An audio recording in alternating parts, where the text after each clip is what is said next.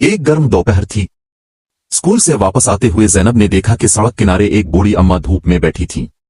उनके हाथ में खाली गिलास था और चेहरा पसीने से तर। ज़ैनब ने फौरन अपना वाटर बोतल निकाला, गिलास भरा और आहिस्ता से अम्मा के सामने रख दिया। अम्मा जी, पानी पी लें, बहुत गर्म है आज।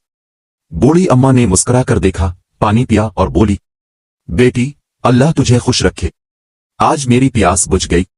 ज़ैनब मुस्कुराई और चल दी। कुछ दिन बाद ज़ैनब का इम्तिहान था। वो बहुत परेशान थी क्योंकि रात को बुखार आ गया था और सुबह तक ठीक नहीं हुई। स्कूल जाते हुए बस में उसकी तबीयत गिर गई। वो कमजोर होकर सीट पर गिर पड़ी। अचानक वही बूढ़ी अम्मा बस में आए और वो भी इसी रूट पर जाती थीं। उन्होंने ज़ैनब को पहचान लिया। फौरन अपना शाल निकाला, ज़ैनब के सर पर रखा, पानी पिलाया और कहा, बेटी, फिक्र ना कर, मैं तेरे साथ हूं। अम्मा ने ज़ैनब को बस से उतारा, इसके घर तक छोड़ा और मां को बताया कि क्या हुआ। ज़ैनब की मां बहुत शुक्रिया अदा करती रहे। छोटी सी नेकी भी कभी ज़ाय नहीं होती। कभी ना कभी, कहीं ना कहीं वो वापस आकर तुम्हारी मदद करती है।